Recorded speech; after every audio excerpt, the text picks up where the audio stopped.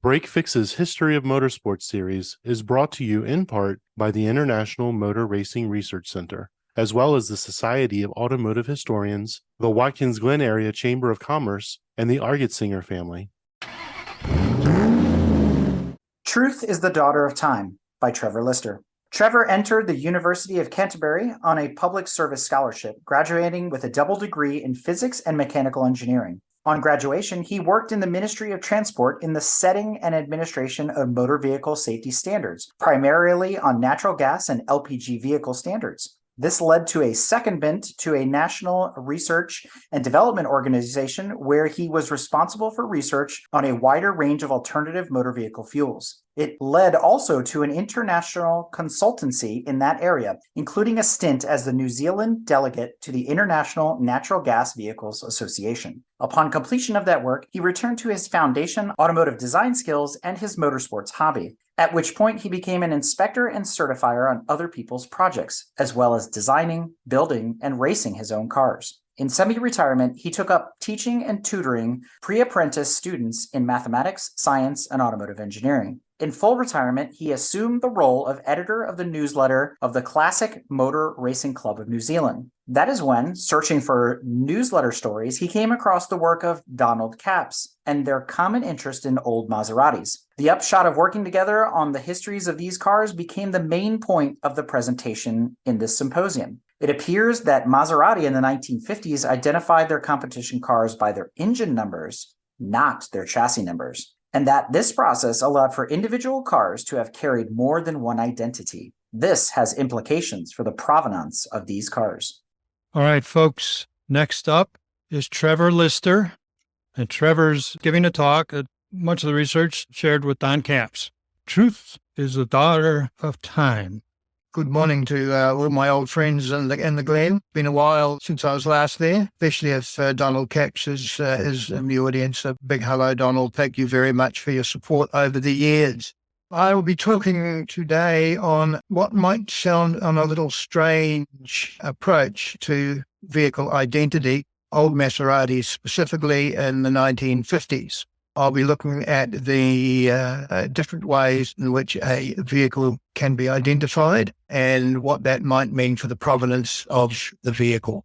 A little story perhaps about an Englishman, an Italian, and an American who met in a bar and started discussing identity of the vehicles. The Englishman would say, the chassis is the most important part of the vehicle, and it's the chassis number that sets the identity for the vehicle, and it's that identity from that point on until the day it gets put on the scrap heap. The Italian would say something different. Enzo Ferrari did back in the 1960s. He said, I don't sell cars. He said, I sell engines. The car is only there. He says, I throw it in for free because something's got to hold the engine in. Quite a different approach entirely.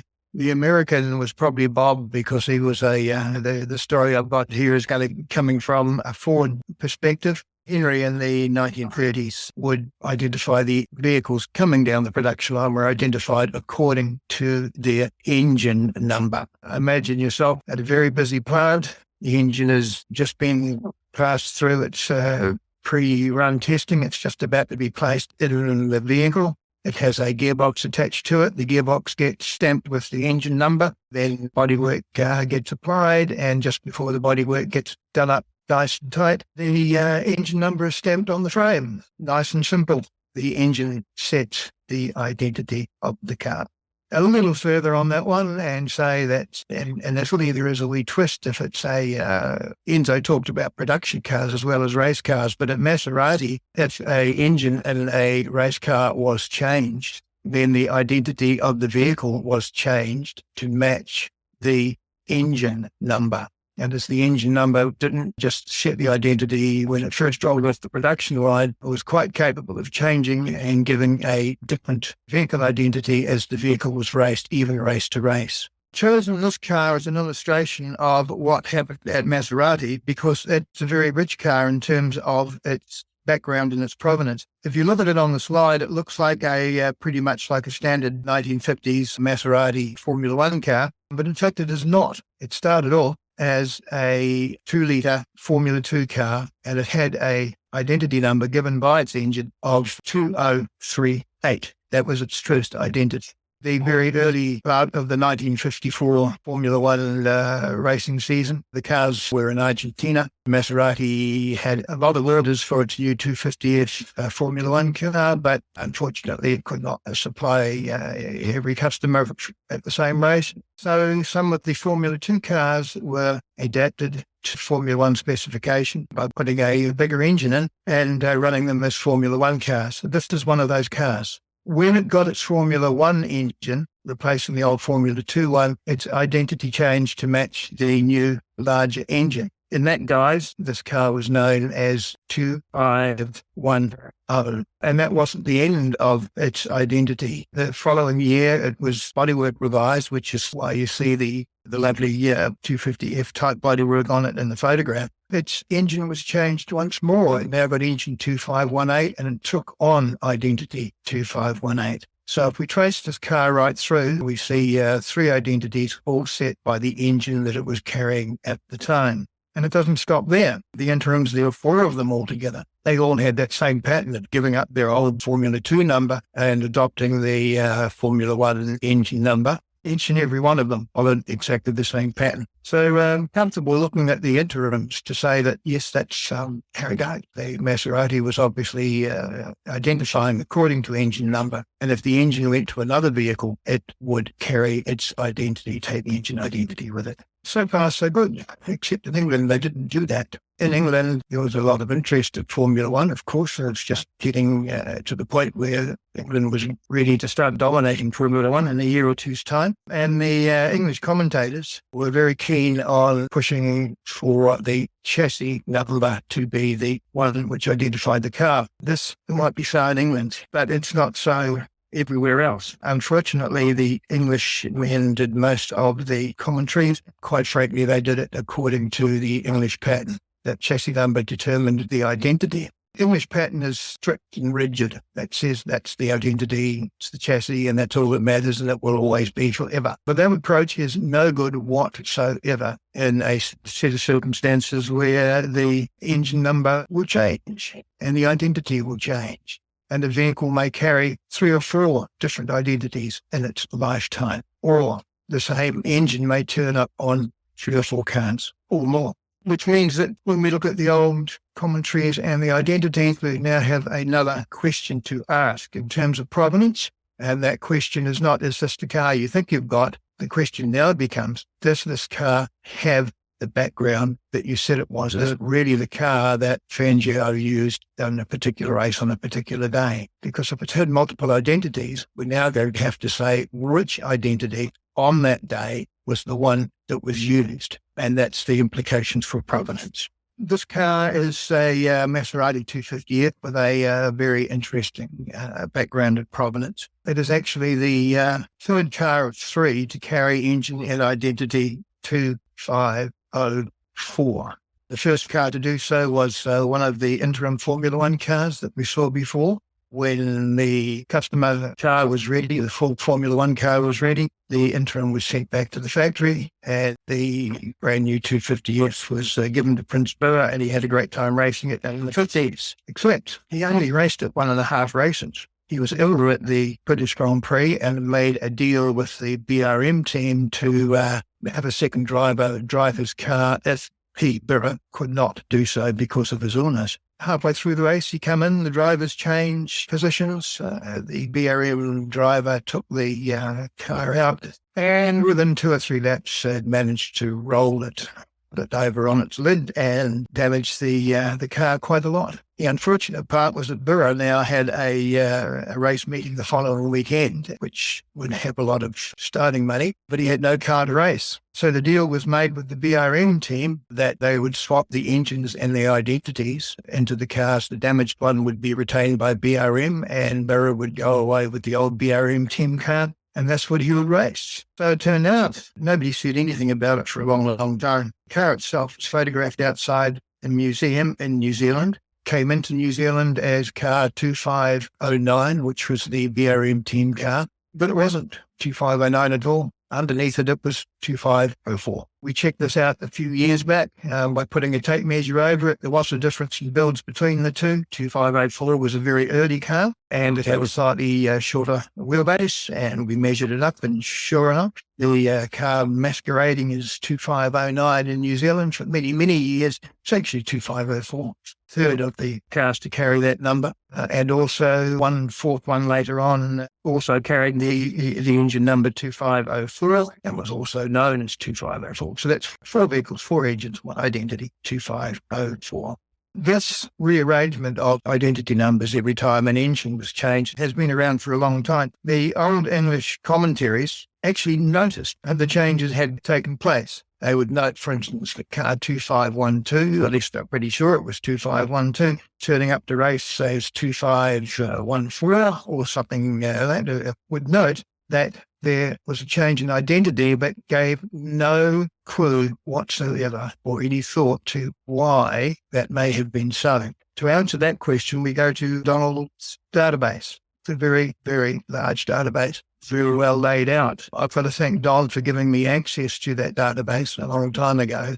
Turns up on his emails one day and says, "Do you mind if I muck around with your database?" And to Don's credit, he said, "Yeah, go right ahead." And what Donald had done is captured the engine numbers for each vehicle, each car in each race. And when his database was put alongside the older commentaries, there was a one-to-one correspondence between what the older commentaries had just noted as this car raced as 2514. For instance, Donald's database showed that on this race, yes, it did run as 2514, and that it also carried engine 2514 for that race. So we were able basically to take all of the old puzzles of identity for the 250X, and as a side issue, every other Maserati as well that was raced in the 50s, and solve a lot of old puzzles and problems which had found their way into the earlier commentary. So we are now quite happy to say that Maserati identified its race cars according to the engine that was in them at the time.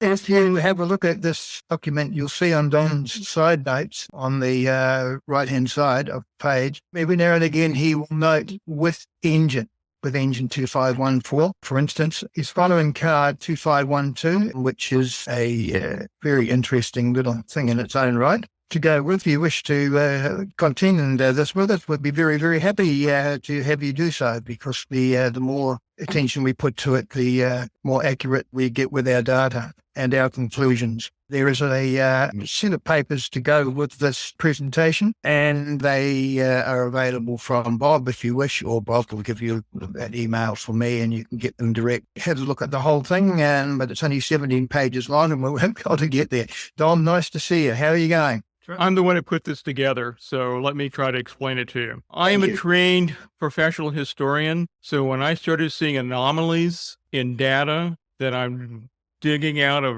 various sources from the archives and so forth, and Trev was pretty clever to pick up with this with me, because everybody else thought I was crazy and a complete nutcase. Let me explain it this way. There is how the rest of us do things, then there's the way the Italian automakers do things. Maserati, and I think Travis pretty well hit this, they looked at the motori as how they tracked these cars that rolled through the racing shop. When they came in, they pulled the engine, they did all the little maintenance on the chassis, and when it was time to roll it out, they put whatever engine was ready in that car. Now, originally, the chassis and the motor all pretty well matched, but engines blow up, you build new engines, but you don't always build a new chassis, or you build a new chassis, put an old engine in it, that sort of thing. Dino, Gino, and Luigi, all working in the racing shop, tracked it by the engines. It's kind of like those of you who can do a calculator versus those of us who are completely baffled by them because we do scientific notation. It's that different. They were not like the English, as Trevor pointed out. Back when it all starts, this all matches. As I started digging and digging and digging and digging, was here for like 2512. Okay, the English would call it car 2512. Well, when it got engine 2514 in it, to the racing shop and to Alfacini Alfieri Maserati, the entrant, it became a different car, 2514. As long as it stayed in Italy, not a problem. But what happens when it crosses a border? Paperwork. So to make the paperwork match whatever the parts in the engine, it's easier to fix because it's all just paperwork, or you put a little tiny metal strip over the actual number of the chassis or the engine, as the case may be. Everyone else says that's 2512, but to the factory, it's 2514. All their paperwork says 2514. All of the automotive historians and people tracking, doing the chassis cult, checking all the blocks on that, it's a different car. So that's basically what Trev and I came to the conclusion. It's like, there's a problem here. And everyone thinks Trev and I were out of sync because they didn't think, in this case, the Maserati. But when Trev went back and started looking at the history of previous cars, we found the same thing. It wasn't just the 250Fs. It was other cars prior to that. So what we're basically saying is identity, as Trev, I think, made very clear, is not always what you think it is. So that's one of the little things you have to watch when you're a historian, particularly if you're an automobile racing historian. Is sometimes what you're given isn't necessarily what the case is. It's according who you talk to. An automobile normally, as Trev correctly pointed out in the first slide, it has an identity as whatever the VIN number or the chassis number was. But for the Italians, they thought a little differently. The motore was what they created. Did I do okay there, Trev?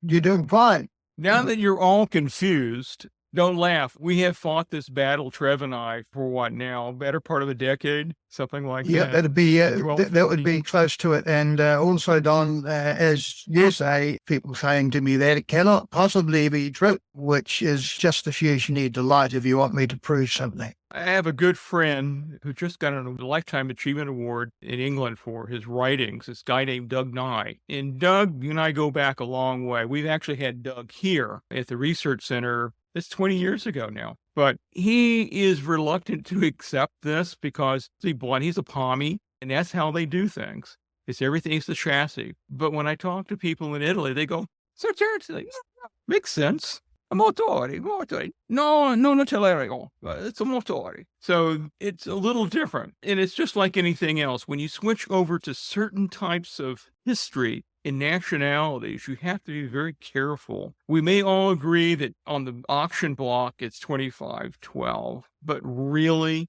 if it's got the engine 2514 in it, that's what the mechanics called it. So that's really all Trev and I are saying. Give us a chance to do this. It's not how everybody operates, but then again, I'm helpless. I do scientific notation. You give me a regular little calculator and I'm completely helpless because that's how the mind works and it's how they work. And I didn't print off a copy. How the things, what about 2 centimeters thick now, 3 centimeters, 4 centimeters thick, the logbook. So there's a lot of effort that goes into this. And we hope you get an understanding that identity, particularly in racing, is malleable, very malleable. You could see Richard Petty in car 43, but car 43, one season is not car 43, the next season, et cetera, et cetera. But it's always what to you, car 43. So that's part of what got this going, is it is changeable, it is malleable. Anyway, now that we confuse you all, anything you want to throw in there, Trevor? Thanks, Don. As Don has said, the thing that we are working on turned to be much, much larger than just the 250S. The little internal recalibration that the engine will set the chassis number, the identity number for a particular race, applies right across the board. Picked it up in all sorts of places. Every time we have a puzzle, we've managed to solve it by tracing and chasing the engine,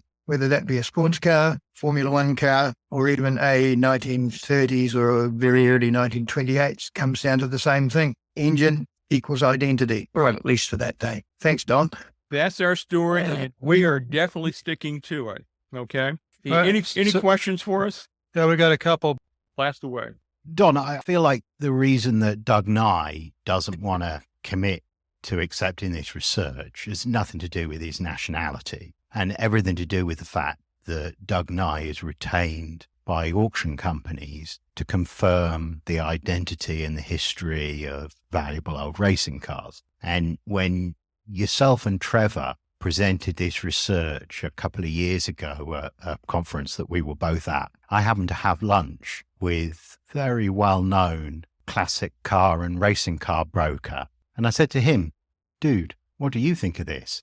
And he said, well, it's all a load of bollocks. Because to try and unpick the identity of all of these cars, it would destroy his credibility with people who he's had business relationships with for years and years and years. So I'm not saying that it's fine that that's the attitude, but what I am saying is that there's an awful lot of money and an awful lot of water that's gone under the bridge with a lot of these cars. And it would be very risky for his professional position for somebody like Doug Nye to say, you know what, all these Maserati 250Fs that we've identified as being, this is the Sterling Moss car, this is the Berra car.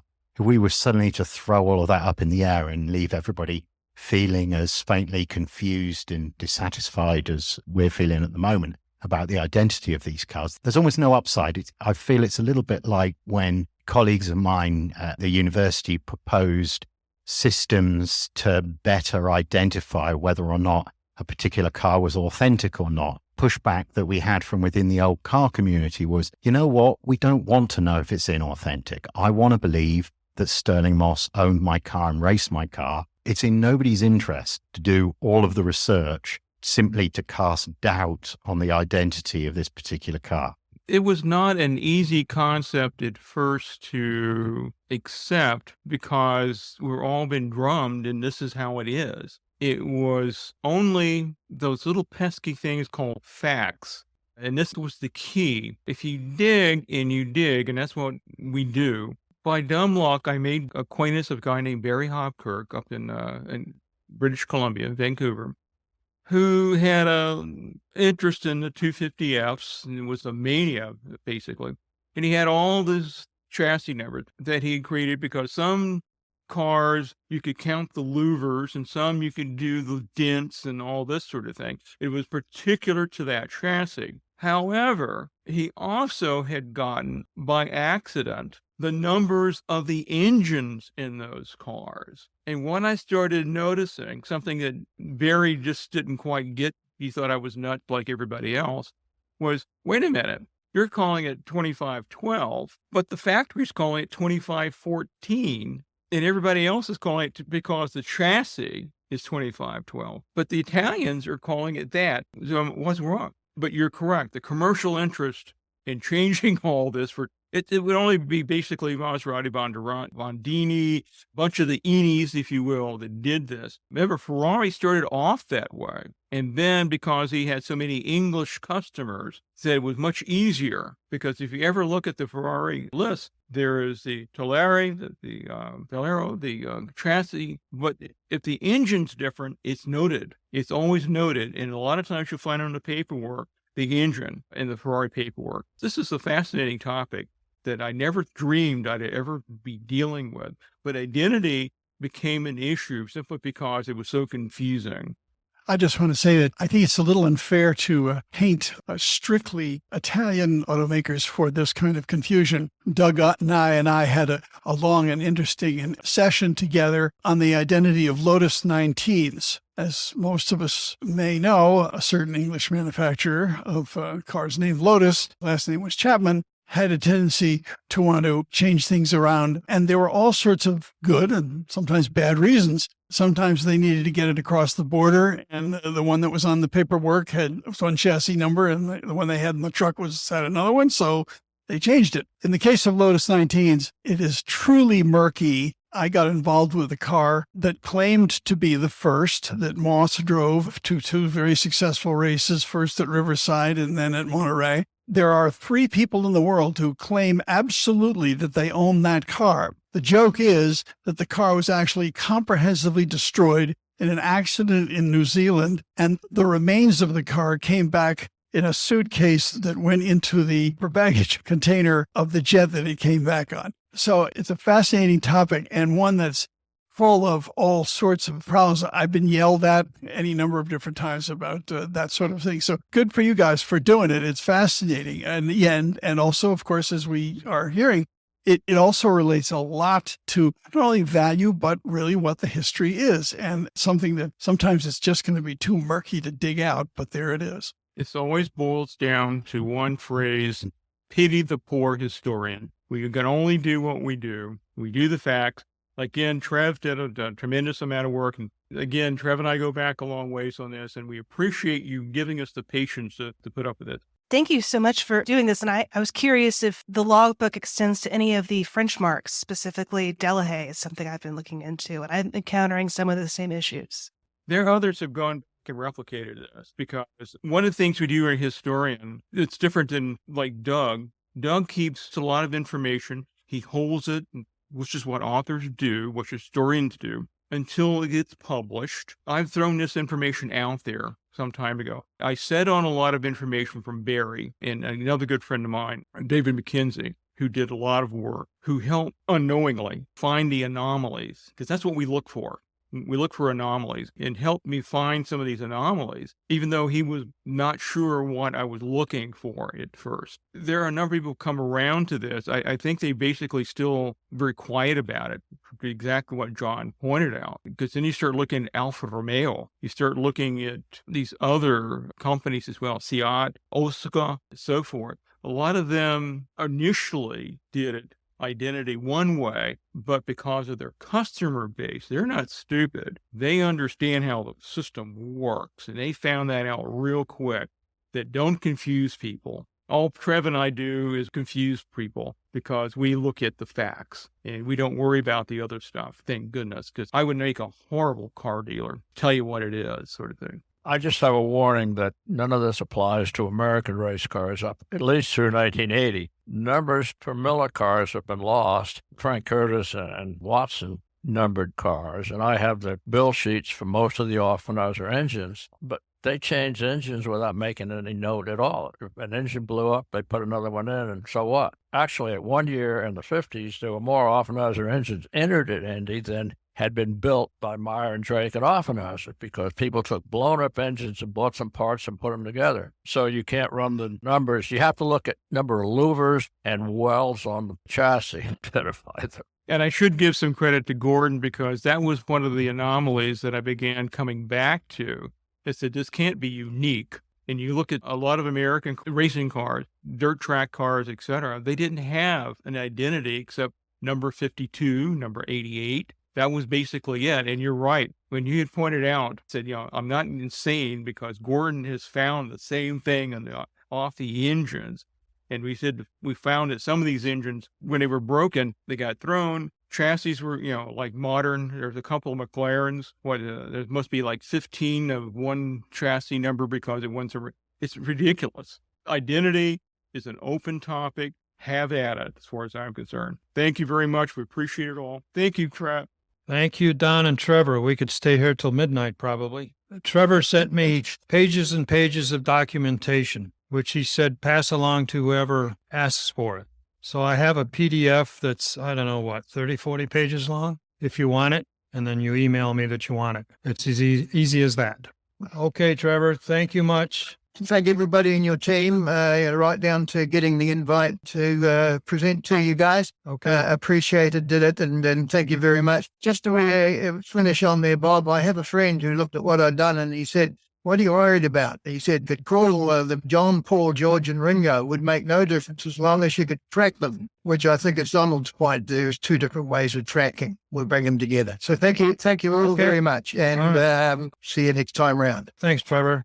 This episode is brought to you in part by the International Motor Racing Research Center. Its charter is to collect, share, and preserve the history of motorsports, spanning continents, eras, and race series. The center's collection embodies the speed, drama, and camaraderie of amateur and professional motor racing throughout the world. The center welcomes serious researchers and casual fans alike to share stories of race drivers, race series, and race cars captured on their shelves and walls and brought to life through a regular calendar of public lectures and special events. To learn more about the center, visit www.racingarchives.org. This episode is also brought to you by the Society of Automotive Historians. They encourage research into any aspect of automotive history. The SAH actively supports the compilation and preservation of papers, organizational records, print ephemera, and images to safeguard, as well as to broaden and deepen the understanding of motorized, wheeled land transportation through the modern age and into the future. For more information about the SAH, visit www.autohistory.org.